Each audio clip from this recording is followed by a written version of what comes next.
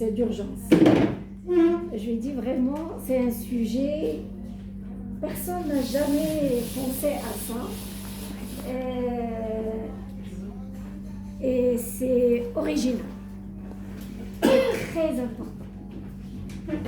Alors nous, à l'hôpital, en général, ça nous pose un problème parce que nous sommes à l'hôpital, on a du matériel, on est habitué à gérer l'urgence vitale et c'est notre, on va dire, notre pain quotidien. Et on ne pense pas au pédiatre, au médecin qui est au cabinet, comment il va faire, comment il doit faire. D'autant plus qu'actuellement au Maroc, il y a beaucoup de changements. Il y a la Haute Autorité de Santé qui va venir, il y a GST, et on sera obligé d'avoir une organisation qui permet de protéger le personnel. GST, c'est Groupe Santé Territorial. Sanitaire.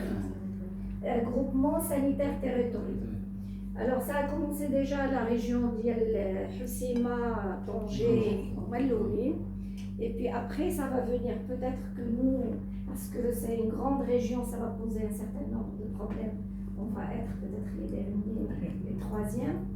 Mais croyez-moi, il y a des gens, il y a beaucoup de préparation dans ce sens. Et nous, en tant que médecins, on pense, peut-être qu'on pense, mais pas assez, à une responsabilité médico-légale et vis-à-vis du malade, vis-à-vis de l'entourage et de ce qu'on fait et ce qu'on doit faire. Alors, je n'ai pas écrit comme titre « trousse d'urgence » parce que ça ne se limite pas à une trousse remplie de matériel et de drogue, mais c'est toute une démarche qui n'est pas du tout facile à mettre en place et qui dépend de plusieurs variables. On va voir, je vais partager avec vous ce que j'ai trouvé, parce que malheureusement au Maroc, jusqu'à maintenant, on n'a rien. Je ne sais pas comment ça marche, est-ce que c'est comme ça?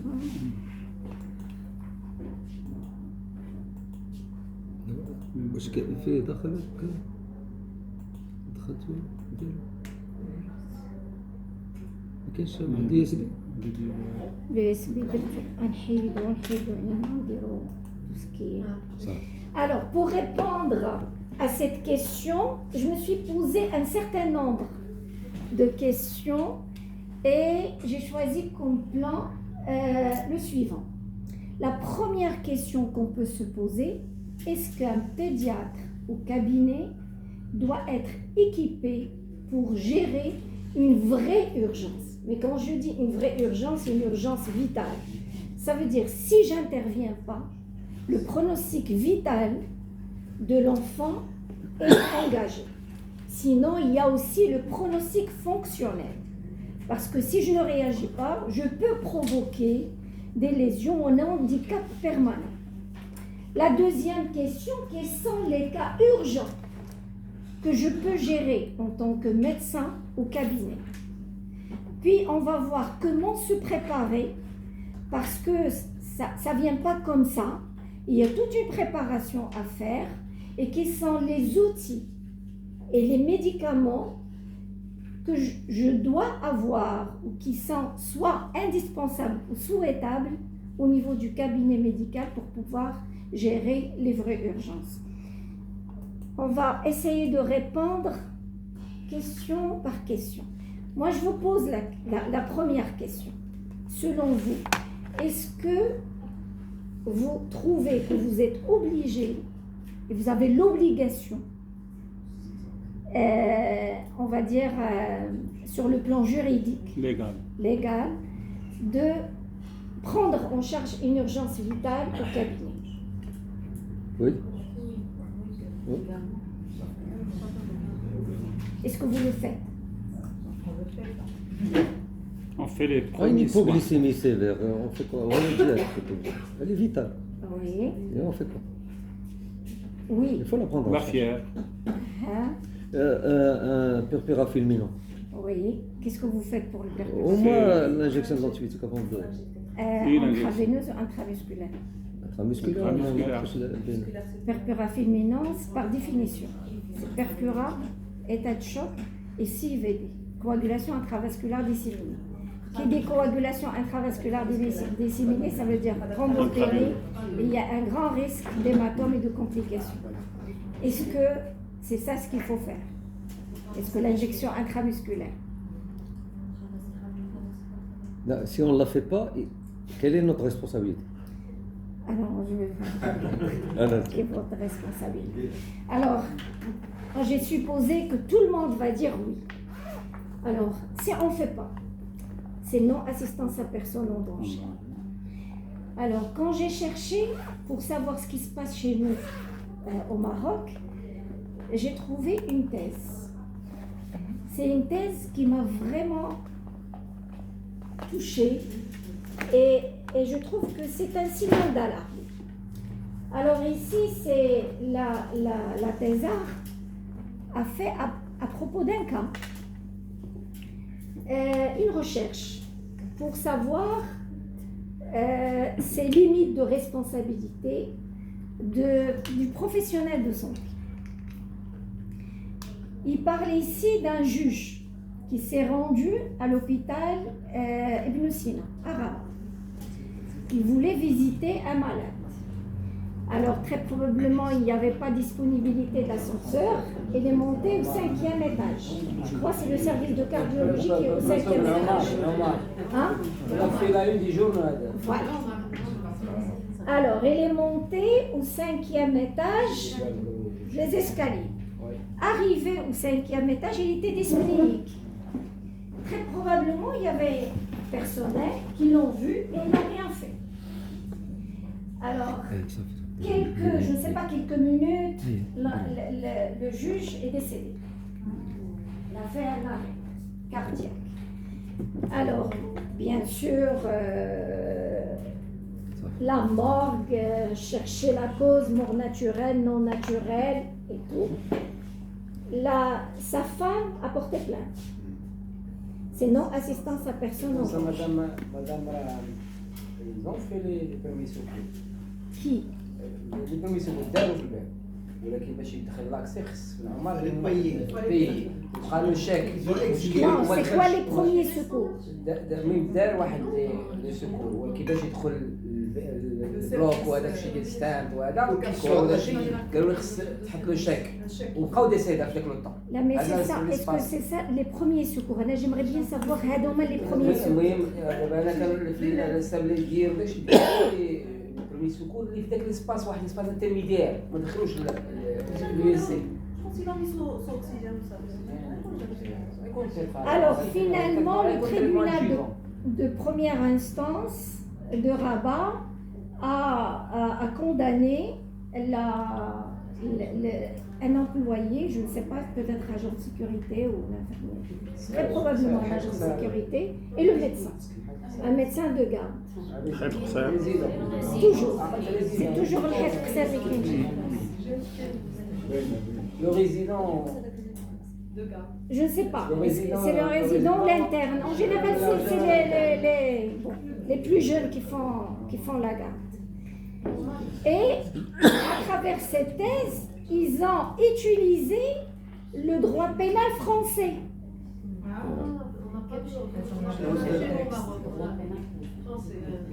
Le droit pénal français, ça veut dire que chez nous, alors qu'est-ce qui existe chez nous?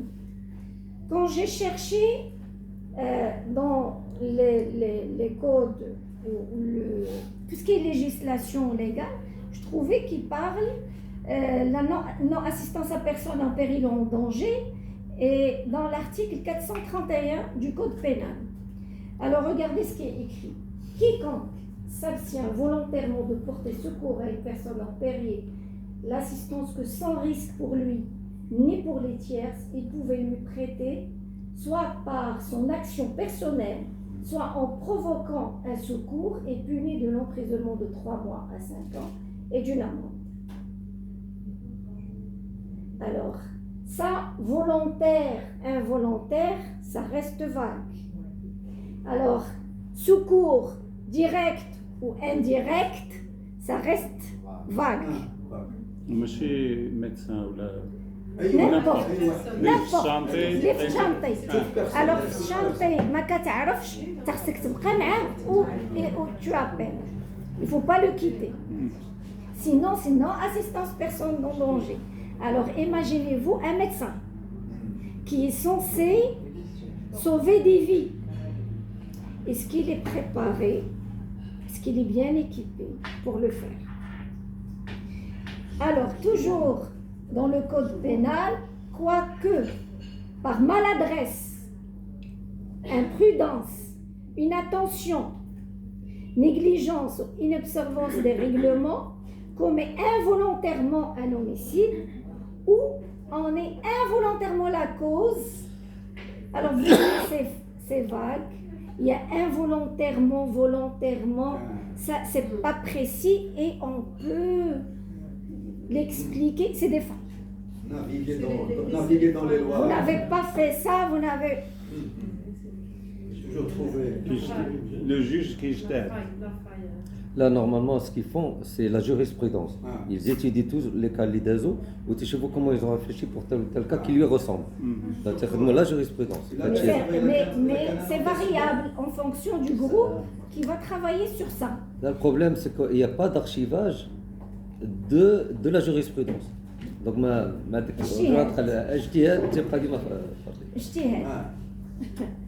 ça veut dire que, bon, quand c'est ijtihad, ça veut dire chacun voit les choses à sa manière.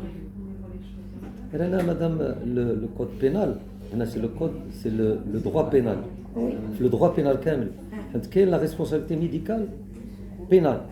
Oui, alors, Médicale. quelle est la différence?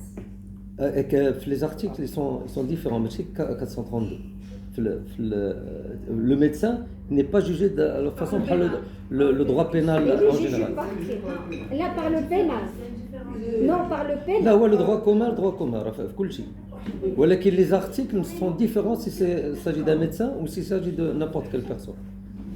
Alors, les travaux que j'ai trouvés, j'ai trouvé un infirmier qui a parlé du code pénal de la responsabilité de l'infirmier dans non-assistance à personne en danger, mais je n'ai pas trouvé en ce qui concerne les médecins. Et je crois, ce qui existe, c'est essentiellement des ijtihadat par rapport à des expériences qui ont été vécues.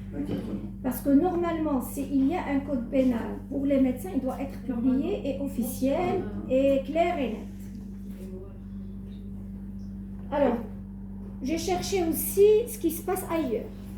Au Canada, ils sont très bien organisés et ils ont établi des guidelines concernant la responsabilité médico-légale ou la responsabilité du médecin professionnel de santé en matière d'urgence vitale. Alors, ils disent que les médecins exerçant au cabinet, qui soignent des enfants, même un médecin de famille, n'importe quel médecin qui reçoit aussi des enfants, devrait disposer d'un équipement de soins d'urgence de base, de fourniture et de médicaments pour faire face aux situations rares, mais potentiellement mortelles qu'ils peuvent rencontrer. Et les situations pour eux rares et mortelles, c'est essentiellement les arrêts cardio-respiratoires, les détresses respiratoires, les états de choc, les convulsions et les convulsions. C'est essentiellement ça. Est-ce qu'on gère c'est les convulsions, la fièvre, mais le choc? Oui, oui.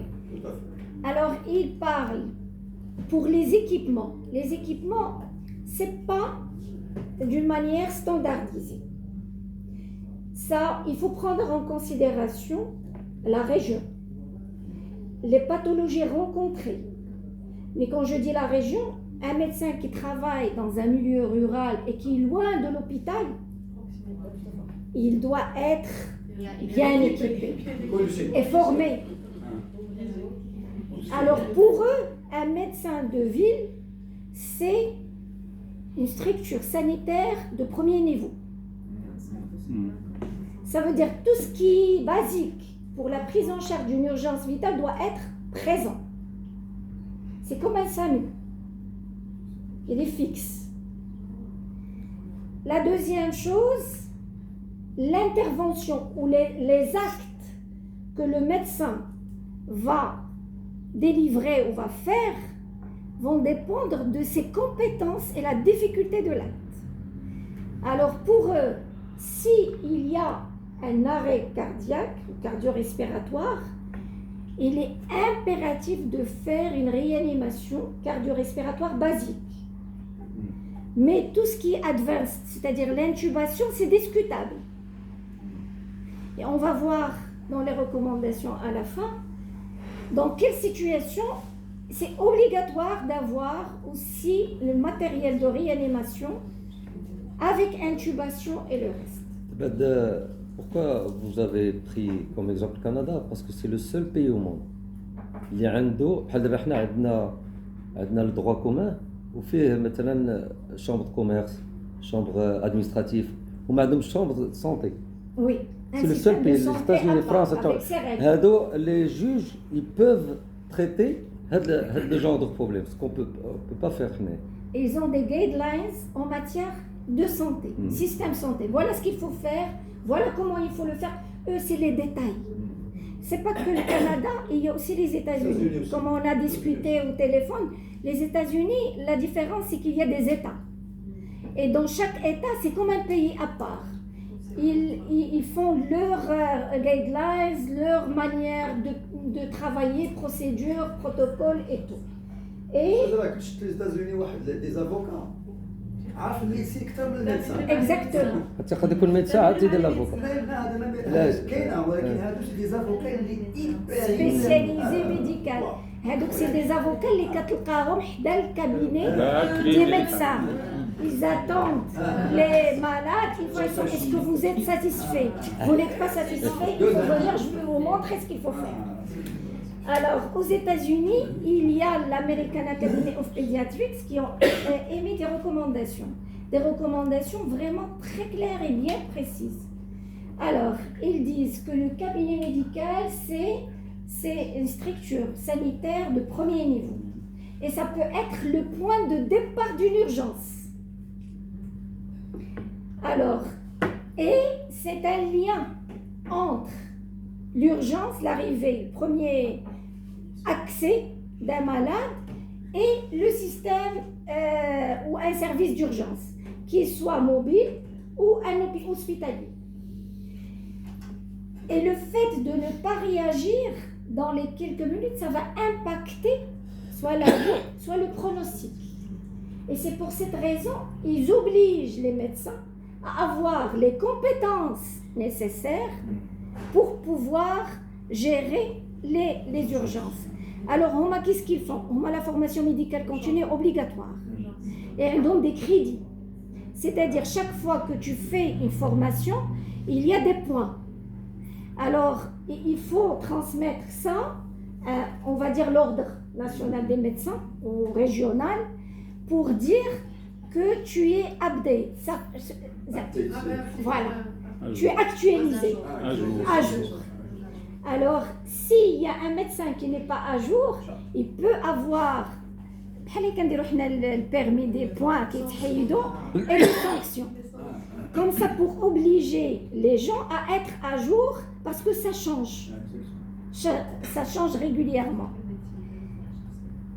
Alors maintenant, quels sont les cas urgents qui peuvent être pris en charge au cabinet? Je vais commencer par des cas cliniques pour être beaucoup plus pratique.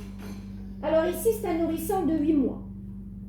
Donc la maman avait pris un rendez-vous chez un pédiatre la veille. Il toussait et il a l'habitude de visiter ou d'aller voir le pédiatre. Il a pris un rendez-vous pour aller voir. Le problème, c'est qu'une fois arrivé au cabinet, il était cyanosé. Alors la secrétaire, il a laissé l'enfant dans les bras de sa maman, elle est rentrée paniquée chez le médecin, je crois que c'est habituel, c'est ce qui se passe, pour lui dire, pour l'informer. Le médecin il sort, il voit le nourrisson inconscient, cyanosé, avec une respiration irrégulière. Alors dans cette situation, qui sera la conduite? Qu'est-ce que vous faites en général? Est-ce que vous allez admettre l'enfant dans une salle de soins pour une évaluation, vous appelez le SAMU ou une ambulance pour le transfert vers un hôpital, une clinique, commencez la réanimation cardio-respiratoire, demandez à la secrétaire d'appeler. C'est-à-dire A, c'est-à-dire B. Non, C, après CP. Commencer à demander à la secrétaire. كل شيء Non, non, c'est commencer. l'admettre, l'évaluer et demander à la secrétaire d'appeler le SAMU. ABC. Mais je demande, vous allez, par priorité, vous allez faire, Commencez là. vous allez commencer la réanimation. D'accord. Et Demander à la secrétaire d'appeler le SAMU. C'est ça. C et D. Oui, c'est épée. C et B ou les C et D? Moi, c'est épée. Alors, C'est la secrétaire qui va appeler. Elle va appeler en attendant que je fasse la réanimation. Là, lui ne doit pas appeler. Il va faire la réa. Il est occupé. On dit demander à la secrétaire. Il commence Wabda. Voilà, secrétaire, il y avait peut-être les renseignements cliniques du malade, peut-être qu'il ne va pas bien expliquer comment il va le malade. Donc l'urgence, il va être perdu ici. Peut-être qu'il est en train de réanimer avec l'assistante et la secrétaire et appeler en même temps parce que ici, la secrétaire, moi, Je te donne personnellement. un الوسط. On parle. C'est possible. Parce et que vous la n'allez pas secrétaire, faire travailler la secrétaire. هتخليها. Non, mais Allô? peut-être qu'il va aider. انا جو دي جي vécu cette situation. Le soir la secrétaire شدات معايا شكون اللي غيشد على الاكسجين داك الشيء خدمنا انايا في المريض البابا كتاخذ عيط لامبولونس هيك الحلال كتعرف شي واحد امبولونس يجي يعتقني دونك Alors, vous voyez les comportements, les pratiques qui sont variables d'une personne à l'autre. Pourquoi ils sont variables d'une personne à l'autre? Il n'y a pas une attitude standardisée. Il n'y a pas une attitude standardisée. De conduite à tenir هو بالنسبه يعني حيت يدخل عندي ان انفون سيانوزي inanimé يعني اول حاجه تمشي لورجونس دونك il faut vraiment faire quelque chose. C'est quoi هاد quelque chose?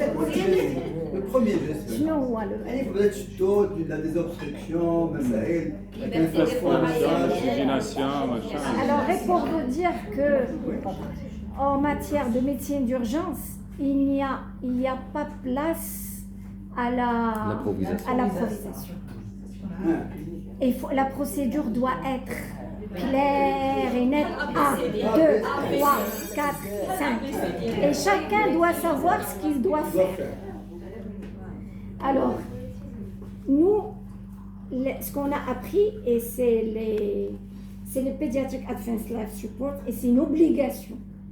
C'est une procédure. Si vous voulez, c'est une manière où c'est une association, c'est un organisme qui permet d'établir, de réfléchir comment procéder pour gagner du temps et pour réagir d'une manière efficace. Alors, il y a ce qu'on appelle l'approche systématique. L'approche systématique, il y a la première étape, c'est de voir est-ce que l'enfant, il répond, ne répond pas. Quand je dis il répond pas, est-ce qu'il est conscient ou elle est inconscient? Alors, on passe par étapes. C'est le AVPU. C'est l'équivalent de Glasgow Coma Score, sauf qu'il est simplifié parce qu'en situation d'urgence, je ne vais pas calculer, et c'est très variable en plus en pédiatrie, en fonction de nourrissant, le petit, le grand enfant. Alors c'est ce qu'on utilise nous dans l'évaluation par le triangle d'évaluation pédiatrique. On voit l'apparence. Est-ce que l'enfant est éveillé, alerte? Ça veut dire qu'il ouvre les yeux spontanément. Il est conscient. Est-ce qu'il ne va réagir ou ne va ouvrir ses yeux que si j'appelle, que je fais de bruit? Voilà. Est-ce qu'il ne va réagir que si je provoque la douleur? Alors, s'il ne réagit qu'à la voix, alors ça veut dire le niveau de conscience déjà il commence à baisser. S'il ne réagit ni à la voix, ni à la douleur, il est inconscient. Et ça prend quelques secondes. La deuxième étape, je vais voir est-ce qu'il respire. Est-ce que sa respiration est efficace ou non? Même si je trouve cette respiration irrégulière des gaspes, des pauses, c'est pas efficace. Alors, et ce n'est qu'après que je vais passer à l'étape de voir le pouls. Parce que moi, j'ai vu plusieurs médecins, une fois l'enfant arrive aux urgences, il commence à palper. Alors, selon la présence de pouls ou non, il faut commencer soit la ventilation, soit les compressions. Et les recommandations de Pediatric Advanced Life Support, ça change tous les 5 ans. Avant, on commençait par la ventilation chez l'enfant, quel que soit son état. Parce qu'on s'est dit que la pathologie respiratoire est la première cause d'arrêt cardio-respiratoire chez l'enfant. Et on donnait beaucoup plus la possibilité à la respiration ventilée. On faisait 5 ventilations, après on cherche le pouls. Actuellement, si on trouve qu'il n'y a pas le pouls, il faut commencer les compressions parce que ça veut dire qu'il y a une atteinte myocardique. Il faut pomper, il faut faire le travail du cœur pour pouvoir assurer l'oxygénation, avoir une respiration.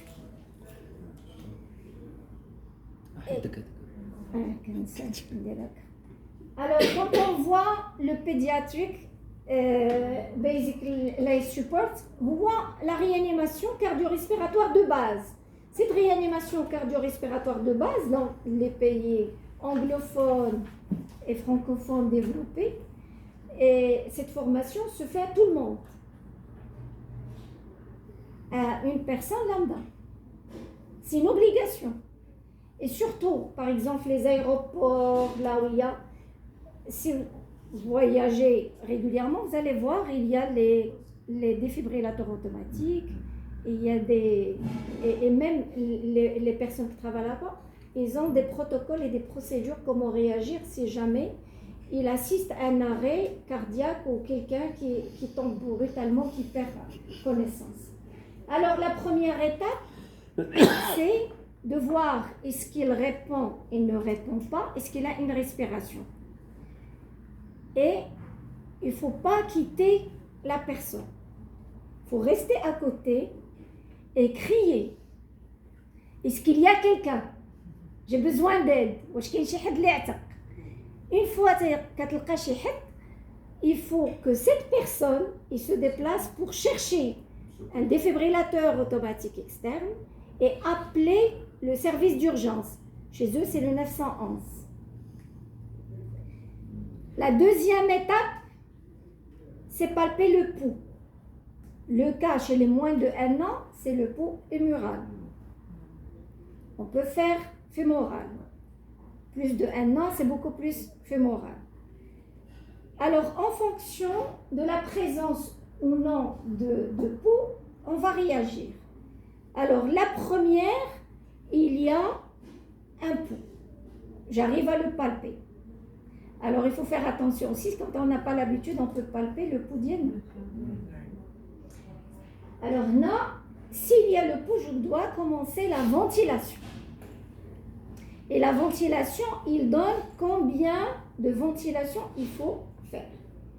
Si je ne palpe pas le pouls, c'est là où je dois commencer les compressions. Si je suis seule, c'est 30 compressions de ventilation. S'il y a quelqu'un qui peut m'aider, c'est 15 compressions de ventilation. Et c'est les compressions en premier. Bien sûr, avant de commencer la ventilation, il faut que l'air passe. C'est libération des voies aériennes supérieures. Libération des voies aériennes supérieures, c'est l'extension. Chez le nourrisson, on met un bio sous les épaules, ça va faciliter l'extension. Pour ne pas faire une extension très importante, ça va bloquer et ça ne passe pas. Les insufflations, c'est une insufflation tous les 2 à 3 secondes. Ça veut dire déjà, il faut s'entraîner à faire des insufflations tous les 2 à 3 secondes pour avoir à la fin 20 à 30 par minute. Et chaque insufflation, il faut que je vois, je fais une évaluation, je regarde Est-ce qu'il y a des signes de soulèvement? Est-ce que l'enfant commence à réagir? Et les compressions, chez le petit, on peut faire les deux doigts et c'est au niveau entre les 2 tiers supérieurs et tiers inférieurs du sternum. Et aussi, il y a des normes pour que la compression soit efficace. Il ne faut pas que j'appuie trop fort, parce que si j'appuie, qu'est-ce que je vais faire? Le cœur, je ne laisse pas le temps de remplissage. Si je fais trop vite, pas de temps au remplissage. C'est pour cette raison, c'est la pression de 4 cm. Ça veut dire 2 tiers. Et aussi, il faut s'entraîner pour pouvoir le faire correctement. Après, c'est le défibrillateur. Obligé pour voir est-ce que je dois choquer ou je ne dois pas choquer. Est-ce que je dois donner un choc électrique ou non. Et avant de passer, défibrillateur, c'est aussi, on doit apprendre comment le gérer. Actuellement, il y a des défibrillateurs automatiques. Une fois qu'on place les patchs, il va nous dire exactement ce qu'il faut faire. Il faut uniquement suivre les étapes. Là, c'est ce qu'on fait pour les résidents, parce qu'ils ne peuvent pas utiliser le défibrillateur manuel et je préfère, pour ne pas faire d'erreur, qu'il utilise le défibrillateur automatique parce que c'est lui qui va dire il faut faire un choc, il ne faut pas faire de choc. Chez le nourrisson, il y a des patchs, la localisation des patchs est différente par rapport au grand enfant. On fait au niveau antérieur et postérieur parce que le cœur, il occupe une place assez importante et la cage thoracique, il est petite, ça veut dire que les décharges, ça peut passer facilement. Sinon, chez le grand, on fait entre l'épaule droite et l'axillaire gauche parce que le cœur, il est comme ça. C'est dans l'axe du cœur pour remplacer la décharge électrique habituelle cardiaque. Je reviens à notre cas. Dans ce cas, qu'est-ce qu'il faut faire? Connaissant la démarche ou l'approche de PALS. Parce que le pédiatre, il faut le refaire régulièrement pour avoir l'autorisation et pour être certifié. C'est parmi les questions qu'ils nous donnent. Et c'est des questions, première étape, deuxième étape, يقدروا يكونوا كلهم صحاح. ولكن كتجيب إلا جبتي moins de 70% كيقول لك عاود علاش؟ parce que les étapes c'est vital. C'est vital. Alors d'abord qui sont les étapes à suivre. La conscience, est-ce qu'il est conscient ou pas? Alors voilà, c'est l'évaluation. Évaluation. La deuxième, je fais l'évaluation et j'ai une autre personne. J'ai crié. Elle est la secrétaire. Qu'est-ce que je vais lui dire? Demander à la secrétaire d'appeler le service. Exactement. Voilà. Alors finalement, voilà les deux. C'est pas CD, c'est pas BC, c'est pas... C'est le A et D. Oui, allô? Vous voyez? Alors, oui. Quand on suit les protocoles procédures, c'est pas la même chose que... Et ça fait gagner beaucoup de temps. احنا ما عندناش صامي. عندنا. لا هنا. مرة حنايا دابا اللي عندنا دابا كيدير لا ريغولاسيون د لا ريجيون كازاخستان. زعما عيطنا ليه هذا يجي. بيان سور يجيو. إلا بغيتي نعطيكم لي. أستاذ علا سميتو هذيك لا ريبونس سي. أنا بالنسبة لي لا ريبونس سي أنا بور موا. La réponse c'est, déjà, on a fait une évaluation. Ça sous-entend qu'ils aient fait l'évaluation pour commencer à réanimer. Alors, je n'ai pas de l'évaluation. Quand j'ai vu la conscience, dialogue, il m'a dit rapidement la conscience, l'état respiratoire, le pouls, Là, mais je sais le parce que l'évaluation, là, c'est une évaluation d'impression. Mais ça m'a دخلتي باش نشوف le شتي هنا فين كاينه. Alors, هنا درتي l'évaluation. دخلتي la salle, شفتيه il est inconscient, شفتي la respiration inefficace et le pouls est faible. Si tu as un pouls mais très faible. Alors, dans ce cas, l'action à faire, c'est quoi? Un des impôts. Je commence la ventilation. Je commence la ventilation. Et la mise en place d'un défibrillateur automatique externe, parce que la secrétaire dit là, j'ai mis un défibrillateur, supposons que qu'il y a un défibrillateur في الكابينة. ما كاينش في المدينه يمكن كاع كلهم. درنا الديفيبريلاتور هذا سي ان كارير. درنا الديفيبريلاتور. ها شنو عطاك؟ جديده كل ما فيها.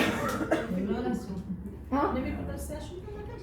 لا دابا كاين الحمد لله. حرب ها؟ اي ولكن شكون اللي كيستعمل؟ لا زعما انستال الماتيريال حطوط وصافي. لا الديفيبريلاتور خصو يكون شارجي ريغوليرمون. Parce que sinon la batterie كتمشي. Il faut que les gens s'entraînent à l'utiliser. المشكل اللي ميديتي حنا تيخسروا هذوك لي لا ما خدموش يخدموا. فين كاين فين؟ خصها شاك فاش كاين في السنتر. دائما يكون برانشي. واحد. دائما يكون برانشي. Alors on a fait le défibrillateur, voilà le rythme. Qu'est-ce qu'il faut faire? Suivez les étapes. Si la قال لك ما دير والو ما دير والو. دابا نقولوا ما دارلكش. عندنا عندك هذاك اللي غادي يهضر. ما عندناش عندك اوتوماتيك. هذا عندك. C'est quoi بعدا? C'est quoi comme trouble? هذه شي تاكيكاردي فونتريكولار. Voilà. Alors اللي تشوف لي QRS كيبانوا لك، اللي تشوف لي QRS كيبانوا d'une manière claire, non, parce que le ما كايناش، كيبان لك غير les QRS. و les QRS sont larges. C'est une tachycardie ventriculaire. Si vous faites rien du tout, غادي يدير torsade de pointe ومشى. واخا دير l'intubation، واخا دير اللي درتي. Il va partir. Alors, on a fait, c'est une tachycardie ventriculaire et comme vous voyez dans l'algorithme, il faut choquer. Quand est-ce qu'il ne faut pas défibriller? Quand il y a la systole. Ça veut dire qu'il n'y a pas de trace électrique. ما كاينش. ولا vraiment anarchique ما كاين والو. Il faut continuer la réanimation cardio-respiratoire, les compressions et la ventilation. En attendant l'arrivée d'un SAMU, là, c'est pour une intubation, ventilation assistée après. Alors ici, deuxième cas. Deuxième cas, on va dire que la secrétaire, vous l'avez formée. Elle sait faire l'évaluation initiale selon le triangle d'évaluation pédiatrique. Actuellement, nos urgences, c'est l'infirmière qui fait ça. Alors, l'infirmière, une formation, on a fait plusieurs ateliers de simulation et je mets un médecin à côté pour voir si jamais ils ont besoin d'aide. Et après, avec le temps, ils ont compris. Mais chaque fois que je fais une erreur, j'appelle la personne, j'enlève des notes de l'évaluation, parce que malheureusement c'est comme ça, qu'il faut que les gens fonctionnent chez nous. Et avec le temps, ils ont commencé, c'est eux qui font actuellement le triage. Alors, ça c'est l'infirmière qui m'a envoyé la vidéo. Et il y a une évaluation initiale, il y a un trouble d'apparence. Vous voyez les inconscients. Il a constaté un problème au niveau de la respiration. Ça veut dire qu'il y avait une dyspnée et il y avait des signes de lutte. Alors en général, quand il y a une anomalie dans le triangle, il est rentré directement dans la salle d'accueil des urgences vitales, dans les choses que vous pouvez faire dans la salle de soins, qui doit être équipée pour une évaluation médicale, objective. C'est là où on fait l'évaluation ABCDE. Les voies aériennes, il y a un tirage sous-costal et intercostal, ça veut dire qu'il y a une obstruction des voies aériennes. À l'évaluation B de la respiration, il y a une respiration 56 cycles par minute pour un nourrisson de 6 mois. Il y a une 56 tachypnée. Une saturation 90%, c'est une hypoxie. Il avait besoin de 3 litres d'oxygène pour avoir une saturation à 98%. La fréquence cardiaque 168 tachycardes. Pression artérielle normale. Sur le plan neurologique, le nourrisson était irritable. Il y avait une éruption cutanée avec un sifflement audible, une fièvre à 38,3. Alors, ici, ils ont commencé, bien sûr, vous voyez l'oxygène. Et une fois qu'on commence l'oxygène, on va chercher quel est le problème, quelle est l'étiologie. Il y a déjà des éléments d'orientation. C'était en période hivernale. Non, bronchiolite. L'éruption, c'est ça la... Non. L'éruption cutanée. C'est l'urticaire. Oui. Alors, il y a un médecin qui s'est déplacé pour voir les parents, pour avoir plus d'informations. La maman a dit que ça fait 3 jours. Elle a commencé par une rhinite, puis la toux. Il fait de la fièvre avec une gêne respiratoire. Il a consulté un médecin qui a donné antipyrétique. C'était les ANS avec antibiotiques. Dans les 24 heures, la maman n'était pas précise. Il y avait l'éruption cutanée. Alors la question qui s'est posée par le médecin, c'est pour cette raison qu'on m'a appelé. Est-ce que c'est une toxidermie ou autre chose? Le médecin qui l'a envoyé, il a pensé à une toxidermie.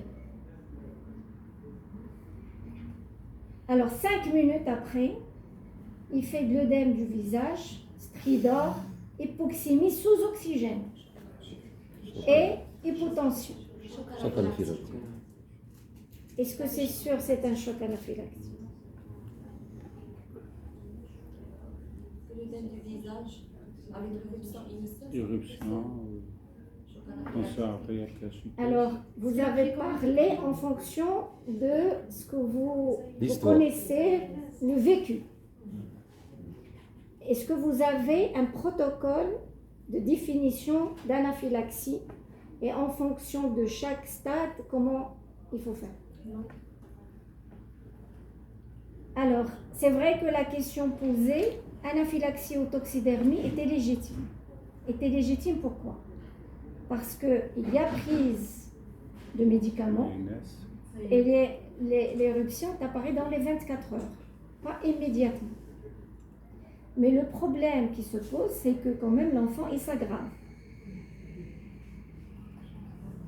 Alors, on s'est dit, on va voir quel est le diagnostic qui sont les guidelines en matière d'anaphylaxie. Est-ce qu'on est dans l'anaphylaxie, on est dans les toxidermies? Alors, quand on voit les définitions, l'anaphylaxie est très probable s'il y a 3 de ces éléments. C'est-à-dire un gonflement, c'est de l'œdème au niveau du visage ou de la bouche, une atteinte respiratoire ou une hypotension. Alors, ou bien, il faut avoir 2 atteintes, 2 appareils atteints, qui soient cutanés, respiratoire, cutanée, hypotension, ou respiratoire et digestive. Et cette atteinte digestive qui pose le plus problème essentiellement chez l'enfant. Parce qu'il y a pas mal d'enfants qui ont des nausées, vomissements, douleurs abdominales. Il peut faire l'éruption, on va dire c'est intoxication, infection virale, mais elle est très probablement en train de faire une anaphylaxie. Et puis la définition la plus claire, c'est un enfant qui est connu allergique à un produit. Il prend ce produit, il fait de l'hypotension, ça c'est sûr. Sauf qu'il faut connaître les valeurs pour dire que c'est une hypotension parce que c'est très variable selon les tranches d'âge. Et quand j'ai fait la recherche sur le plan physiopathologique pour différencier entre toxidermie et anaphylaxie, finalement ils se ressemblent. Alors, une prise médicamenteuse, il peut donner soit une hypersensibilité immédiate, et dans ce cas c'est le choc anaphylactique, c'est l'anaphylaxie, juste après c'est clair. Il peut donner une hypersensibilité retardée, et ça c'est la toxidermie. Mais il se peut que la toxidermie évolue vers l'anaphylaxie. Voilà. Ce qui fait finalement, il faut faire très attention pour connaître quels sont les critères de définition, dans quelle situation on doit retenir l'anaphylaxie pour pouvoir réagir correctement. Nous, on a mis en place ce protocole au niveau du service pour faciliter la tâche aux médecins. Et comme vous voyez, j'ai résumé les 3 paramètres. Soit il y a une atteinte de la peau et signe respiratoire ou hypotension, ou présence d'une atteinte cutanée, respiratoire, hypotension, digestive, il faut avoir 2, ou bien une installation brutale après la prise d'un médicament, d'un aliment, un produit allergisant connu, il y a une hypotension. Alors la prise en charge préhospitalière dans n'importe quel endroit, avant même l'arrivée aux urgences, parce que ça c'est l'extrême urgence qui doit être pris en charge avant l'arrivée de l'hôpital. Alors, arrêt bien sûr de tout produit, exposition à l'allergène. Et la deuxième chose, c'est aussi la position. Alors, qu'est-ce qui se passe dans l'anaphylaxie? Sur le plan physiopathologique, il y a ce qu'on appelle l'hypovolémie distributive. Distributive, ça veut dire qu'il y a la vasodilatation. Il y a l'hypotonie au niveau des vaisseaux. Alors, cette hypotonie, il va entraîner aussi une augmentation de la perméabilité capillaire et elle peut avoir une hypovolémie. Alors, cette hypotonie va donner l'hypotension et aussi l'hypovolémie. Alors, ce qui est recommandé, c'est de mettre l'enfant en position allongée, mais surélever les membres inférieurs. Si vous le laissez debout, quoi que vous faites, il va partir. Il est vidé. Oui.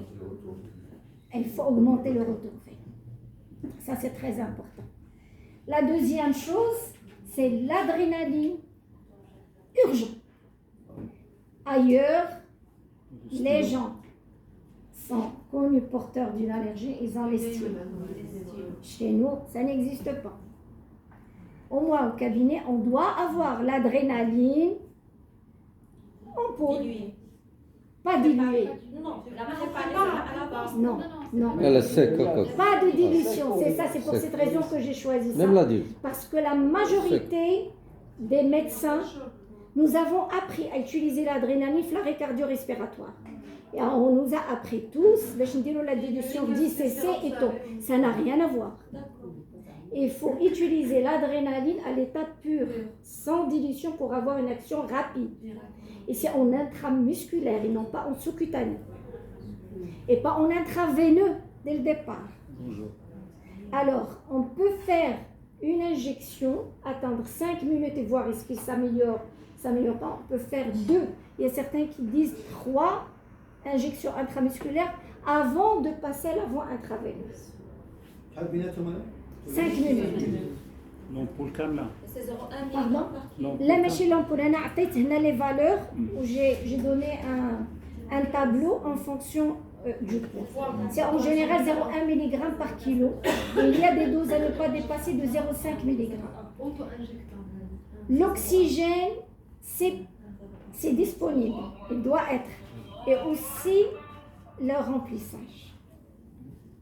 Alors déjà, si vous donnez l'adrénaline qui est le traitement vital de première intention, ça peut sauver. Et en général, l'enfant a l'adrénaline. Alors quand l'infirmière m'a envoyé la photo, je lui ai dit tu restes à côté et tu prépares, voilà ce que tu vas faire. Alors il est resté 5 minutes après, il a fait l'injection.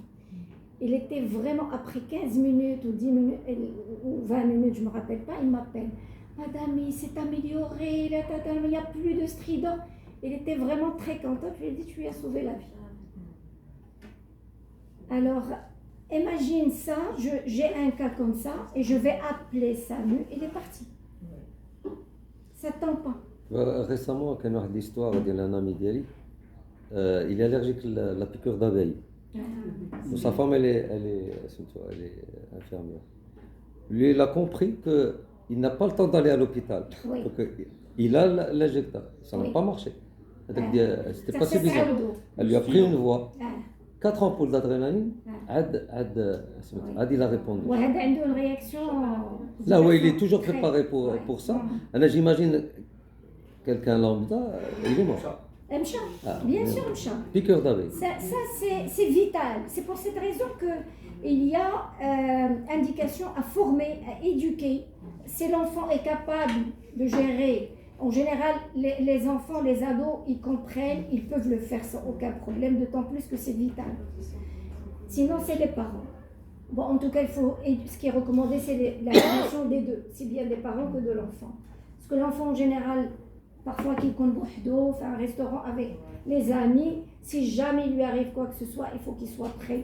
Il connaît le stylo d'adrénaline. Mais tu sous-cutané là, intramusculaire? Intramusculaire. Intramusculaire. Non, s'il n'y a pas de stylo, et c'est le cas ici au Maroc, est-ce qu'on peut en fait, lui prescrire une ordonnance avec de l'adrénaline et une... Non, en général, une fois le diagnostic d'allergie, effectivement, ça qui Mais il est très cher.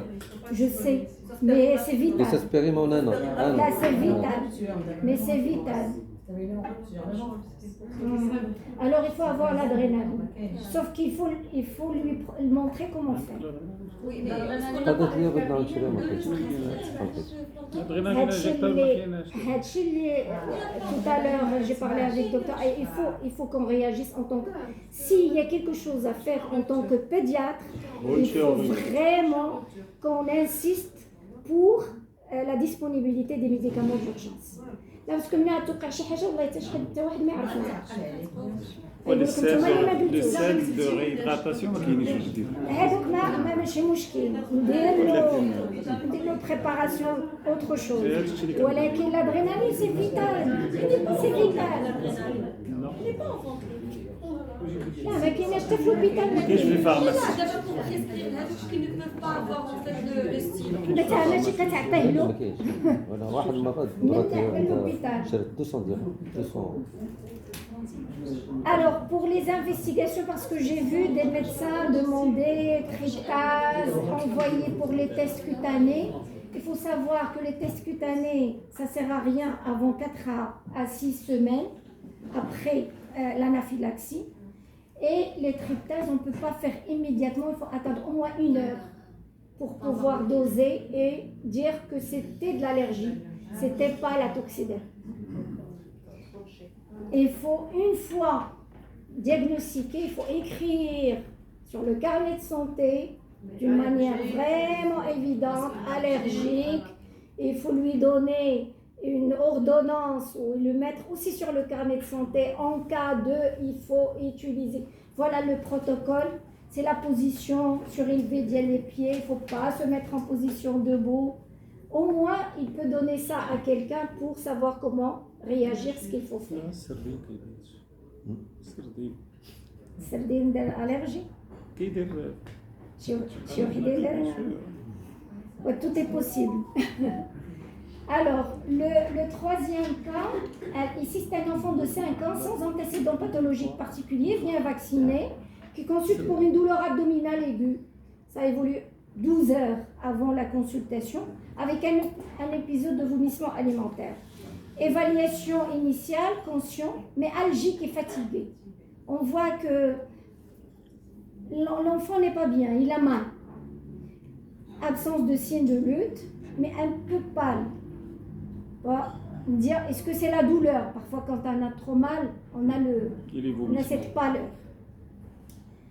Évaluation ABCD, voie aérienne libre, fréquence respiratoire 48, saturation normale, fréquence cardiaque 120, sur le plan neurologique alerte, pas de prise de toxiques, pas de traumatisme, c'est-à-dire l'environnement, il n'y a rien de suspect, et la température à 37,2.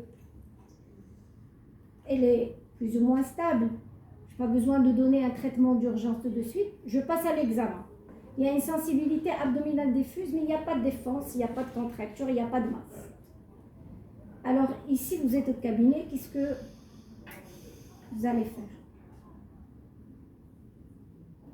Moi, c'est un entraînement que je fais avec vous. C'est que vous êtes au cabinet, je vais le dire. Hein? C'est le genre de Oui, oui. Il y a aussi une autre conduite. كاين اللي كيطلب ليكوغرافي ابدومينال باسكو انا هذا لقيتو غادي يدير ليكوغرافي ابدومينال باسكو سنسيبيليتي هذا الميدسان ما بان له والو بور لوي لي ستابل ما كاين حتى شي مشكل ها بالنسبه لكم ليكزامان انودا لا دي سي لي ديزابيليتي l'état neurologique l'état neurologique il est alerte Alors, Zama, il est bien, il est conscient. il est conscient حل عينيه كيهضر معاك كيقول لك جي مال ici il n'y a pas un endroit précis il a mal partout La fréquence respiratoire. la fréquence respiratoire طالعه je vais les contre دير لي واحد بوند ليتورينير. انت غديري ديكسترو ديكسترو جوج. علاش لا يكون بادي شي لا كوما سيدوستوز. Alors, si vous regardez bien, il est algique et fatigué. L'apparence n'est pas strictement normale. C'est vrai qu'il est réveillé, mais je ne vais pas attendre qu'il soit inconscient pour réagir. C'est ça l'anticipation. La deuxième chose, il est polypnéique pour un enfant de 5 ans, de 48. C'est vrai que la saturation est normale, mais pour moi, c'est une polypnée qui me dérange. Il compense pour... Et il y a la tachycardie aussi, 120 pour 5 ans. Ça peut être la douleur. Il faut donner un antalgique, je pense. Alors, غتعطيه l'antalgique. شحال غتبقاي تسناي؟ شحال غتبقاي تسناي باش Alors nous, c'est obligatoire. دخلنا l'évaluation à l'échelle d'évaluation ABCDE دخلت فيه F ou G. شنو هي F؟ La température, fièvre, ou G la glycémie. Alors داروا la glycémie 2 grammes et bandelette urinaire. هذا شافوه في le côté consultation puisque بان ليهم بان لهم stable هذا الجي. Alors une fois شافوا هذا الشيء كلشي تخلع. Il vaudrait mieux تخلع l'enfant باقي vivant ولا تخلع après le décès الله يحفظ ولا les complications. Alors c'était assez de ces comme ça. C'est parmi les choses aussi obligatoires d'avoir au cabinet un matériel complet pour l'évaluation et identifier l'urgence cachée. Parce qu'il y a l'urgence évidente, les détresses respiratoires, l'arrêt, les convulsions, ça c'est évident. Mais il y a aussi l'urgence cachée qu'on doit trouver nous en tant que médecins en utilisant l'évaluation ABCD. Alors, je suis désolée de les aider en anglais, parce que c'était des cas qu'on avait partagés avec d'autres groupes. Alors ici, c'est une petite de 3 mois qui a une diarrhée sanglante. Il n'y avait pas d'antécédent. Elle est sous allaitement maternel. Il n'y avait pas de signe de déshydratation, mais il y avait une température à 38,5. Alors, dans ce cas, qu'est-ce qu'il faut faire? Pour Parce que déjà, c'est l'âge, 3 mois. Vous pensez à quoi pour on l'hospitalise? Déjà, la critère d'hospitalisation, c'est l'âge. Et le tableau, donc, initialement, il avait une diarrhée sanglante avec une température. Peut-être un tableau de gastro-entérite, mais gastro-entérite entre parenthèses, le temps de la bilander. Il faut déjà l'admettre. Mais l'hospitaliser. Mais c'est ça, tu peux l'admettre, mais si tu n'as pas un diagnostic en tête, tu ne vas pas toucher. Numération formée. Parce qu'il n'y a pas d'orientation. Et moi, si je pense à un diagnostic, j'ai une voie. Si cette voie ne mène à rien, je vais prendre une autre voie. On ne peut pas aller comme ça. C'est vrai qu'on a appris à faire les bilans. Si le bilan qui me fait le diagnostic, c'est pas moi qui fais le diagnostic. Alors ici, pour moi, le diagnostic est évident. Il ne faut pas éliminer une invagination. Il n'y a pas d'invagination. Il n'y a pas de fièvre, l'invagination. Là. Il a de la diarrhée Il y a de la diarrhée. Là, c'est pas rectoragie. Il y a de la diarrhée. Il fait 5 à 6 7 par jour. ديك لا ديرنيير هذه كديرها مره واحده مي هذه دايره 3 ولا 4. Il faut faire une numération pour l'élimination. Est-ce qu'on a le temps باش تمشي دير لك نيميراسيون ترجع؟ Non, هذه c'est l'hospitalisation. لا غير l'hospitalisation. شكون اللي غادي يوسبيتاليزي؟ شكون اللي غادي يطلب ان بيلون عادي اوسبيتاليز انا نقول لك سي سا باسكو سي لا فيريتي فو كون on apprend des erreurs ديالنا alors qui va demander un bilan il va prendre la décision et qui va hospitaliser mais sachant si j'hospitalise غتجيني l'infirmière نقول لك madame vous pensez à quoi Gastro-entérite aiguë. هي مي gastro-entérite راه entérite شنو روتافيروس رينو لا يشاشك شيغال شنو هذاك يشاشك شيغال est-ce qu'il y a indication à l'hospitaliser لا لا تشاشك والله ماشي ديالو سي با لاج ديال الشيغال c'est possible mais c'est pas très لا ليش يشاشك دايره 3 mois شوف الفاكسين راه دارت Vacciné. même si mais انا si je considère que c'est rotavirus غنخليها تمشي ولا حتى لنعسها سي بور سورفيونس ما غنعطيهاش لانتيبيوتيك ودابا جو بونس ا كوا باسكو اخت غتدخلها الفا لوسبيتاليزي غتعطيها لانتيبيوتيك مي تريت كوا باسكو si vous pensez à un diagnostic vous avez une durée de traitement si vous donnez l'antibiotique comme ça vous savez pas دابا il n'a pas de signe déshydratation. heureusement Ça génère des cancers. alhamdoulilah jusqu'à maintenant c'est pour ça que j'anticipe parce que si je la laisse il va arriver à نسايلي با اسمحي لي c'est des pratiques professionnelles médicales je vais pas voir les conditions de parole ما تفكروش فيكم il faut voir ce qu'il faut faire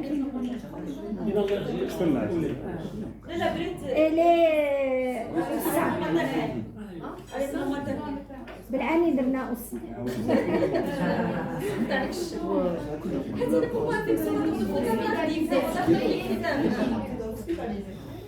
quel bilan numération LFS لا كوبرو عمرها جاتك لا عمرها جاتك بوزيتيف وشحال فوقاش غادا تجي 3 jours.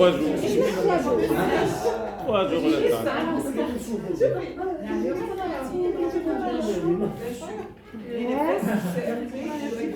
alors urée créale urée un petit peu élevée un peu شحال normalement 0,49 normalement la créale normale à 5 les plaquettes 200 000 non l'hémoglobine l'hémoglobine مزيان PCT غالية ما نديرهاش. PCT غالية ما PCT ايوا نستنى حتى ندير PCT عاد ناعسه ولا مشات ما دارتهاش ما عندهاش فلوس كتسنى شي حد يعطيها alors tu vas l'hospitaliser tu vas faire le bilan tu attends les résultats du bilan pour commencer un traitement Non. On démarre et on attend. Traitement symptomatique. شنو هو traitement symptomatique Antibiotique. الا عطيتيها لي سيل دو ريغاداسيون ما تنعسيهاش واش تنعسيها باش تعطيها تريتمون اورال وتعطيها تريتمون اورال antibiothérapie سي تريتمون اورال antibiothérapie Voie veineuse. voie veineuse Surveillance. خليها عندك في الكابيني في لاصال تما وتبقى غير. هذا غتخليها عندك افيك لو تتسنى البيلون. سي بوسيبل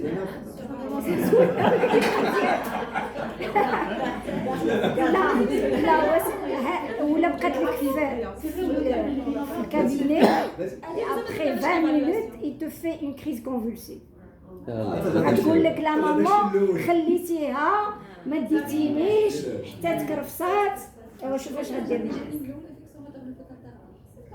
لا 3 فينا تنعسيها اللي يديروا حتى 3 mois les infections maternelles شنو هي ديك انفيكسيون بلي دياري سونغلونت اش غدير لك اش من انفيكسيون ستريبتوبي تقدر تكون une infection urinaire. ولكن لا دياريك Ça peut être avec une diarrhée diarrhéique avec avec ça Glérosanglante. diarrhée c'est une infection digestive وغدير complication تقدر لك insuffisance rénale. هذه تقدر دير الشوك. Parce qu'il y a des pertes. Et là, il est en train de compenser, c'est une insuffisance rénale fonctionnelle. Et ça la réhydratation. Mais il n'a pas touché la créate. Parce que déjà, je décide de déshydratation clinique. Ça veut dire qu'il boit vraiment bien pour compenser. Il peut passer le choc septique rapidement. Exactement. Alors, une diarrhée sanglante, désentérée, chez moins de 6 mois. Chez moins de 6 mois. C'est un terrain d'immunodépression. Les deux pathogènes les plus graves qui nécessitent un traitement, c'est salmonelle et shigella. Ça veut dire que Keina salmonelle. Ah oui. Actuellement, comme on fait PCR multiplex dans les selles, on a pas mal de salmonelle. Et shigella, les maquinages qu'on choufons de la coproculture, les anama kedjish. D'accord? Alors, la conduite ici. Ici, c'est l'hospitalisation et commencer l'antibiothérapie à travers. واش الكابينات يكون عندنا داك تيست اللي سام شوفوا واش ملتيبلكس لا هذاك اللابوراتوار ما تقدرش لا سي الشارع سي بعدا لابوراتوار ما يخليهش انا طير له شحال هذاك الملتيبلكس 3000 درهم لا باش دير ان اكزامان بوغ ان انفون اي بوغ افوار لاباري سي با السؤال هنايا قالت لك s'il y avait pas la fièvre.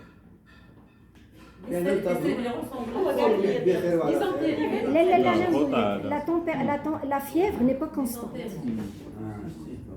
Elle n'est pas constante.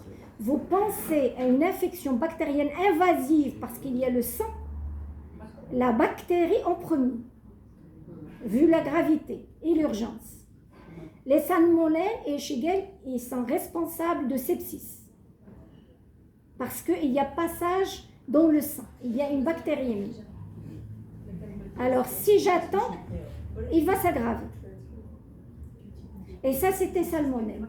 Quel antibiotique? Alors, le macrolide et la tétine par oral.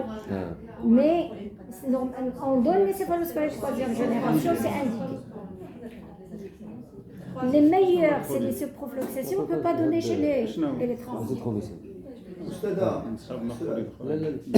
دابا لو طابلو كله سي سورتو ليفالواسيون ديال لا دياري لو مو دياري باسكو دابا الناس تيجيو عندك ولدي فيه لا دياري تلقاو والو سي كيلكو بتيت سيل هكا شويه ان بو مولاس و سو لونفويي بيان دابا هاد لو مو دياري بور فريمون ديفينير لا فري اورجونس. Alors, la vraie urgence, déjà, il faut définir que c'est une diarrhée. Voilà. Et la maman, quand j'ai indiqué, une selle, ça a بالنسبة لها diarrhée, alors que c'est pas diarrhée. أنا اللي كنسولها كنقول لها écoute, حنا la diarrhée, c'est égal plus de 3 selles, très abondante par rapport à ce qui est habituel. Est-ce que c'est ça? فكيقول لك non, ماشي هادشي. Alors نقول لها حيدوا من la diarrhée. دابا هذه دياري عندها 5 سيل بار جور 5 سيل بار جور سولنا لا دوزيام كيسيون واش فيها الدم ولا ما فيهاش قالت لك فيها الدم قلت لها واش عندك كوش شاد جابت لي لا كوش هي براسها جايباها باش توريها لينا لان خلعاتها heureusement. Alors هنا le fait que à l'évaluation initiale, il n'y a pas de signes d'alarme. On peut faire des examens complémentaires et prendre des décisions. Il y a 2 signes d'alarme. L'âge et la présence de sang. Ça fait, je ne discute pas. Et je ne perds pas de temps. Ça fait. C'est ça ce que dans les guidelines, ils disent. Tant que l'urgence vitale dans le cabinet est rare, il faut anticiper et prendre en charge les pathologies qui peuvent causer une urgence vitale. Et c'est ça l'objectif de l'évaluation. C'est très important. Viens mettre le rotavirus avec ce qu'on s'appelle. Je me souviens de تما اورال انتيبيوتيك يمشي للدار. حيت كاين هنا اللي غادي يعطيه ماكروليد تقول لي سير بحالك. Est-ce qu'il faut il faut oser la faire. لا mais حيت كاين لا il faut pas le faire. انا علاش درتو هادو جيتي avec des médecins, des pédiatres qui font les urgences pédiatriques. Il y a des Saoudiens, il y a des l'Ordon, eux c'est le système anglophone. Et tout le monde était d'accord sur B. Ça montre que la procédure ou les pratiques professionnelles, dans ce cas, standard. Je ne discute pas. Et l'hôpital m'a fait pédiatre. هذا j'ai pas besoin d'un pédiatre. أنا هنا غنعيط الميدسان اللي كاين في les urgences. Il y a toujours un médecin d'urgence. Écoute, هذا c'est soit salmonelle soit chicken. Il faut absolument qu'il soit hospitalisé. أنا إلا كنت هاش غنعطيه. Et ça passe. Et transmettre les choses d'une manière gentille et on travaille en équipe. Alors maintenant, les Français, ils ont écrit trousse d'urgence. C'est une proposition. Ils ont fait une étude pour voir les pathologies pour lesquelles les médecins au cabinet appellent plus, afin de choisir qui sont les médicaments et l'équipement dont les pédiatres doivent disposer au niveau du cabinet pour pouvoir gérer ces pathologies. Alors en premier, comme vous voyez, plusieurs années, depuis 1998 jusqu'à 2002, c'est essentiellement les pathologies respiratoires. La laryngite, les bronchiolites, les crises d'asthme, puis les convulsions, qui soient fébriles, état de mal, les malaises et l'allergie en dernier. Dans d'autres régions, peut-être vous allez trouver beaucoup plus d'allergies. Selon les intoxications, les morsures. Voilà. Alors, les urgences à identifier au cabinet qui peuvent être source d'arrêt cardio-respiratoire, c'est les 6H. Les 6T, c'est beaucoup plus chez l'adulte. Mais il faut quand même savoir les chercher et avoir une formation dans ce sens pour pouvoir les identifier précocement. Comme vous voyez, en premier, c'est l'hypovolémie, l'hypoxie, l'acidose, rappelant l'enfant avec douleur abdominale, l'hypercalémie, d'où l'intérêt d'avoir au moins un scope pour voir le tracé, parce que c'est très important. Vous allez voir, c'est parmi les médicaments, les outils indispensables dans un cabinet. L'hypoglycémie et l'hypothermie. L'hypothermie, c'est souvent dans des situations particulières, essentiellement les immunodéprimés, les dénutris ou les petits. Alors maintenant, quels sont les outils, les médicaments à voir et comment se préparer? Ce qui est recommandé, ce n'est pas une trousse, mais un chariot. Non, un chariot. Parce qu'un chariot, c'est bien organisé. Vous n'allez pas vous perdre. Parce qu'une trousse, كتبقى تهز هاد البواطه بلاتي جيب لي هادي قلب على هادي. Un chariot محطوط. Tiroir 1 fait tout ce qui est respiratoire. Tiroir 2 fait tout ce qui est hémodynamique. وغادي كتكتب واحد la fiche فيها il y a combien de médicaments, combien, parce que chaque fois utilisé, tu le remplaces. Et il faut le vérifier régulièrement. Régulièrement. واحد كارطابل في لافواتور ملي كنحل لك كنلقى كلشي مهرس. Bien sûr,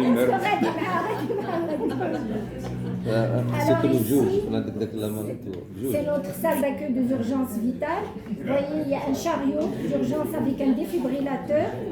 Il y a un deuxième chariot, il y a beaucoup plus de matériel d'aspiration. Oui. هادشي عاد هذا ماشي في كابينة، هذا في الكابينة. في الكابينة. لا l'hôpital.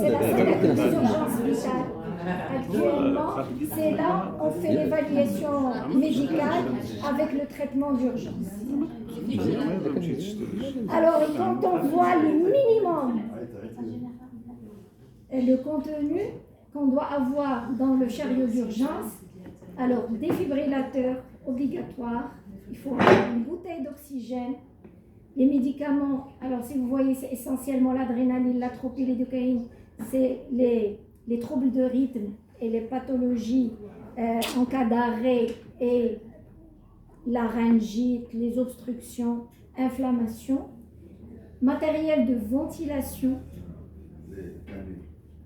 matériel pour un accès veineux et injection. Ça veut dire que nous, médecins, on doit apprendre à prendre une voie veineuse. Et croyez-moi, une fois qu'on commence, déjà ça valorise l'infirmier. Parce que je travaille معاهم. ملي كيجيو 3 مالات كنقول لهم انا ناخذ واحد وانت تاخذي واحد شوفيني اش كندير. انت دابا ديتيكتور دو فين ساعد. Non, عند l'enfant on a essayé. C'est très difficile. نتوما احنا on a essayé في les urgences مع des nourrissons ودرنا عند ان نوريسون بوتلي وداكشي باسكو حنا كنحتاجوه في هذا الشيء. لانفيرميير خدات باسكو درنا وحده كدير ديتيكتور وحده كتاخذ لي كولور يكون في لي كولور قاد باش داكشي كله اللي قالوا لنا. L'infirmière a pris la voie beaucoup plus rapidement et facilement que le détecteur. Donc maintenant, j'ai pas besoin, j'ai un détecteur humain. Alors, le matériel d'aspiration et ne pas oublier un plan dur pour massage cardiaque. Le nourrisson, là, un enfant, le lit, ça fait rien. Il faut un plan dur pour le massage cardiaque. L'extracteur. Oui, sauf que ça ne va pas dépasser 3-5 litres. 3 litres. Mais بعدا اللهم هو ولا والو. 5 litres. Si vous avez besoin de plus, المهم بعدا en tout cas ça aide. Là ça aide. Alors pour les médicaments, oui. تكلمتيش على لا فوسوز. Oui. دابا الا هذا نديرو فوسوز وصافي. لا وعلاش ما تاخذش لا voie بعدا في recommandations, il faut essayer 2 fois la voie veineuse. Quand ça marche pas, عاد دوز la voie intra-osseuse. Si on va banaliser la voie intra, انا personnellement ما كنهضرش بزاف على la voie intra-osseuse parce que j'ai vu des catastrophes. Alors des jeunes ملي كيقول لهم خذ la voie intra-osseuse كيجي كيقول لك ما لقيتوش la voie. تيجي كيبقى هرس مشى. Et c'est des enfants en croissance. Et en plus, l'asepsie. Tu crois que Dkhal Kharraji va respecter l'asepsie en situation d'urgence ou zerba ou panique et tout? Et normalement, c'est possible. Et parmi les recommandations, mais les recommandations, il faut essayer 2 fois. Et quand on n'arrive pas à avoir une voie veineuse, 2 essais, on passe à la voie intra-osseuse. C'est une voie de sauvetage. Exactement. Tout simplement. Exactement. Pas de sinus latéral. Exactement. La même chose. La même chose. Alors, pour le matériel recommandé par les Américains, donc des guidelines, alors si vous voyez ici, ce qui est essentiel, ça veut dire obligatoire. Alors, tout ce qui est obligatoire, il faut l'oxygène, le masque d'oxygène, il faut un nébuliseur, il faut un oxymètre de pouls, il faut aussi des outils pour la libération des voies aériennes supérieures. Et concernant il faut, alors actuellement on a des tables où il y a les drogues avec les doses en fonction du poids. إما كتكون معلقة ولا مصوبين déjà pour ne pas perdre du poids. Et l'atropine ما تبقاش تفكر هذا شحال عنده. Il faut donner ça. Et tout le monde. On dirait l'homme a un protocole, un portfolio.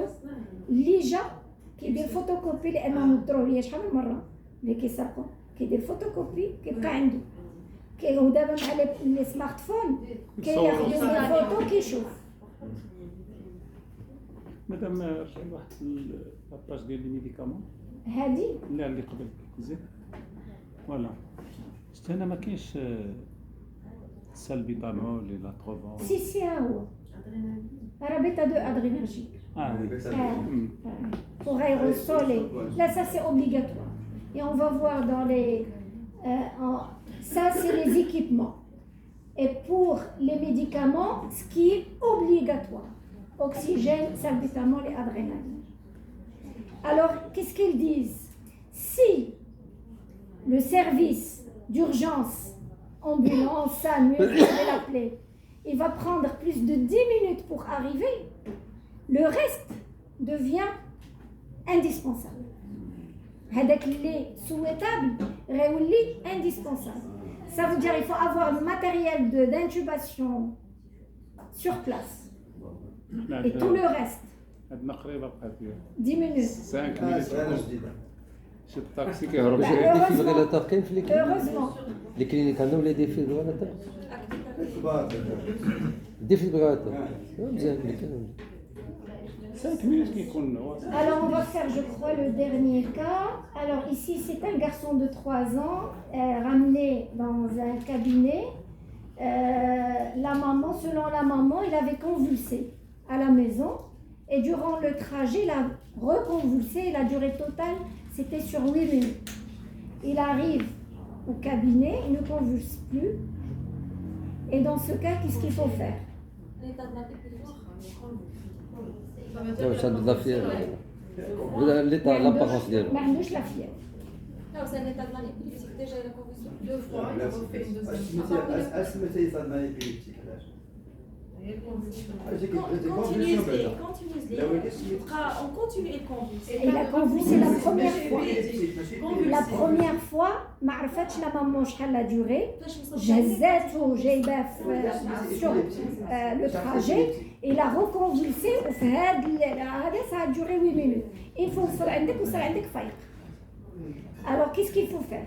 دابا لاصبي ديالو مزيان دابا فايق ما كيكونفولسيش ماشي كوماتور ماشي هذيك مي كمان الانتروغاتوار واش كيبدا شي تروما ولا شي تروما كرانيا ولا شي انا ما غنسولوش ديكسترو قلبي ديريكت لانه هي لورجون. انا نقول لك في الباراليس كيقول لك ما دوز الانتروغاتوار حتى تحيد ليرجونس. الا مشيت لانتروغاتوار الا بقيتي لا مامون واش كتجاوب مزيان ولا ما كتجاوب مشيتي واحد ما عرف شحال خصنا نحسبوها. alors que il a convulsé, il a reconvulsé. C'est la première fois, il est bien portant, ما عنده حتى شي باثولوجي ما معروف عنده حتى شي حاجه. il n'est pas épileptique, ما دايرش لا fièvre. وجا عندي un examen obligatoire à faire en urgence. Exactement. Je dois checker l'hypoglycémie. Parce que c'est l'urgence que je peux traiter. Oui, l'hypoglycémie ou l'hypocalcémie. Il a qu'un l'hypoglycémie, c'est pas l'urgence, c'est l'hypoglycémie. L'hypoglycémie, il a dit que les convulsions ما يحبسش. une deuxième fois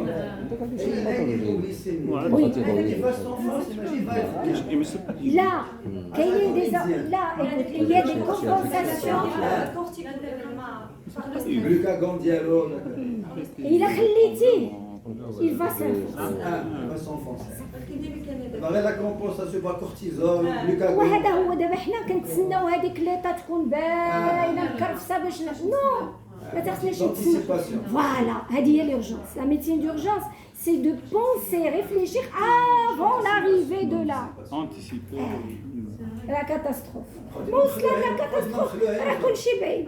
خذي ما مخلوعين. الادرينالين تكون طالعه وتولف. هذاك واحد الدليل كان هذاك لو بيبي اللي سلسلنا دكتور إبراهيم لا كونفيسي شي فو au cabinet. لا عاوتاني لا كونفيسي عاودي لا راه قلت لي ارجع لعندك هيبوكالسيمي سيفير 49 ولكن خص لا كوز دابا خص ليتيولوجي واش كاينه فلويد ولا نديرو البيلون البيلون هيبوكالسيمي ما تزادش ما عندوش لي مويان دو فير هذا عاد سيفتيريان Alors pour يديروا terminer, comment se préparer? Là, pour l'hypoglycémie, j'ai eu un cas, j'ai les urgences, quand il a 0,2. Ou ils l'ont resucré ou d'autres choses, ou خرج عاوتاني بدا جا لعندي دكسترو 0,2. صيفطوا لكم في الجروب. شحال راه هذاك عندو شي 6 ans. Voilà. Alors, j'étais avec des pédiatres, ils disaient l'hypoglycémie à 6 ans, c'est pas habituel, c'est fréquent. Les gens qui ne travaillent pas, qui ne voient pas les cas urgents, c'est eux qui peuvent se tromper parce qu'ils peuvent raisonner, l'hypoglycémie, c'est pas 6 ans. Il y a des maladies qui se révèlent après. Il y a des maladies acquises, révélées par l'hypoglycémie. لا هذا جاني سميمار زويون. هذا سميتو فيولي Ah. كاع لي سيم قادين l'hypoglycémie او il vomit asthénique 8 mois que ça a duré 8 mois هذاك نشوفوا شحال من ميدسان 8 mois هو دابا راه عنده كل شيء عنده بروبليم عنده نكارازي وعنده كله كاع كله. Alors, comment se préparer? Il y a un manuel écrit par les Américains, ça c'est l'État de Californie. Alors, ils disent, pour être bien préparé, les gens, les questionnaires, est-ce que vous avez ça, est-ce que vous avez ça, est-ce que vous avez ça, pour voir l'état et les besoins. Et une fois ils identifié les besoins, il faut absolument faire ce qu'on appelle une simulation à gérer une urgence au cabinet. Et tout le staff doit participer. La secrétaire, il faut qu'il soit formé parce qu'il travaille avec vous. Alors, aux États-Unis, par exemple, ils peuvent être 2 médecins, 3 médecins, une infirmière et secrétaire. Ils demandent à ce que tout le monde soit formé dans le PALS, nurserie. C'est des formations de base obligatoires pour pouvoir gérer les vraies urgences. Et les études ont montré qu'avec la simulation, on améliore les compétences, les connaissances, on améliore la communication entre les membres et on travaille en esprit d'équipe. Après, une fois que tu fais, كيعرف شنو تخصو. عارف l'étape ديالو, عارف les tâches ديالو. Et c'est ce qui me manque. Il faut travailler pour avoir ça, et c'est la simulation qui aide énormément dans ces situations. Alors en conclusion, c'est vrai que l'urgence vitale au cabinet est rare, mais elle est possible. Alors l'évolution de responsabilité, alors vous voyez médicale, elle a avant, je me disais toujours que le médecin a une obligation de moyens, mais actuellement il y a l'obligation de moyens et de résultats. C'est pas que les moyens. L'anticipation, l'organisation, l'équipement et la formation. Et la simulation, c'est disponible. Il faut qu'on s'entraîne ensemble à travailler des cas urgents. Le résultat, c'est une loi خرجت ولا دابا l'obligation? En France, c'est une loi de résultat. واحد مات لي في الناسيون هذا يقضي يحكموا. Ça dépend شنو دار. واش تبع لي بروتوكول ولي بروسيدور وهو مات ولا ما دارهمش.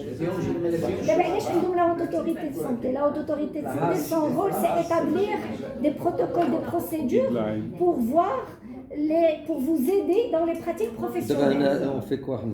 On suit les protocoles ديال فرنسا ولا كاين عندنا؟ دابا حنا داكشي علاش درنا لو جروب ماروكان d'urgence pédiatrique pour élaborer des protocoles adaptés à nous. Le premier protocole هو ديال l'infection néonatale bactérienne précoce هو اللي établi ده. هو اللي كاين. Mais l'infection néonatale précoce, nouveau-né, ne pose pas de problème parce qu'en général, va être hospitalisé.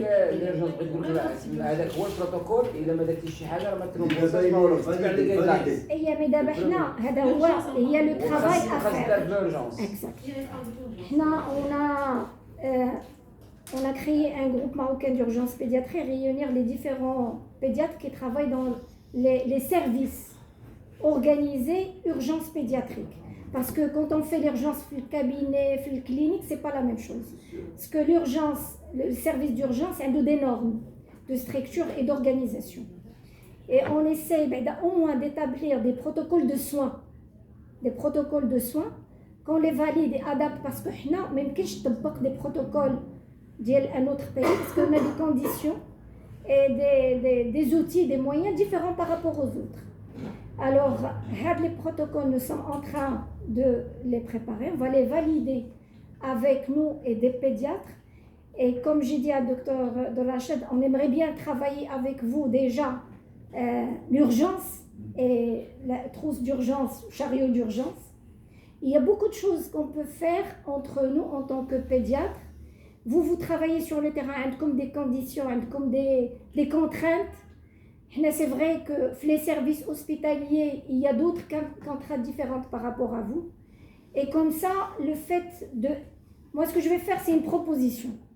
Et après, je vais diffuser et on va discuter. Ça, c'est faisable, ça, c'est pas faisable. Ce qui est obligatoire, on doit le faire. Ce qui est discutable, c'est là où on doit trouver un moyen pour pouvoir l'adapter. Ça veut dire qu'il y a beaucoup de choses à faire. Et Inch'Allah, il n'y a pas de raison pour ne pas réussir. Comme le service des urgences Makanoual, c'était un passage, il n'y avait pas d'équipe. Le personnel paramédical كان ما كيعرفش في المريض. تجي تقول ليه خذ لا فوا دوز ليه لو رومبليساج كيقول لك غادي نمشي نعس في السيرفيس سير هذاك هو اللي يدير ليه انا علاش غندير ليه. الوغ دابا الحمد لله هما اللي كينقصوا على المريض واش ندير كنقول ليه دير كل شيء ماشي سوق يخلص ولا ما يخلصش. Après, parce que je sais qu'en tant que responsabilité médico-légale, en cas d'urgence vitale, on n'a pas le droit de demander aux parents de payer. Et dire kulchi, puis après l'enregistrement, après c'est l'administration qui doit régler ça, c'est pas le médecin. C'est pour cette raison que je dis tout à l'heure, je pense pas aux moyens des parents. Après, on a plusieurs fois. C'est كان ترسودي لي ما قلتوهاش لينا وقلتوها لينا كدرناها وحنا وهادي علاش اختي علاش باغي ندير عندي دي بروتوكول دي بروسيدور جو سويف جي ان ريزولمون ميديكال ابري لي بارون ما يعقلوا شيء ولا درتيه بلا سميتو ولا درتيه لا شوف الا كان انديكي اللي بغى يدير شي حاجه يقولها كونت سي با انديكي دابا حنا في لي تروما كرانيا عند دايره اون ابليكاسيون بور لي ميدسان تيدخلوا لي بارامتر وكيشوف ملي كيجي كونسيون تروما كرانيان ليجي اي تو واش il y a une indication à faire un scanner ou non. C'est pour diminuer l'utilisation ou l'indication voilà c'est irradiant. Alors d'abord les parents هما اللي كيدوموند سكان كيقول لك كنقول لي يا با دينديكاسيون كنقول لهم عطيه سني عطيه سني لانه سي لوي كي دوموند سي با توا il faut et كيكتب je lui expliquer qu'il n'est pas indiqué il y a les risques des radiations et tout كيسني عليها كاين اللي ملي كيشوف داكشي كيخاف تيقول لك وا سي افو دو prendre la décision وكاين اللي كيقول لك لا انا بغيت سكانر خذ سكانر. Mais au حقا les parents il faut pas tenir compte de ce qu'ils عرفتي علاش بعد الاختيار تيكون دي كان اللي خص فريمون دي بيلون دي بيلون والو وكيما قلتي يجي واحد شي طاح ليا شويه من الهي دكتور سكانر وجايين 10 تابعين سكانر تتفانى فدك على تيجيو كيجيك لا ما كتلاحظش كيجيك بلييرين كيجيك بالسكانر وملي كتجي تطلب ليه شي بيلون يقول لك لا انا وهذا الشيء خرج نورمال قلت له اوغوزمون خرج نورمال بغيتي لا تخصو يخرج على نورمال باش يحلل هذاك الشيء باش ديتكم بزاف ميرسي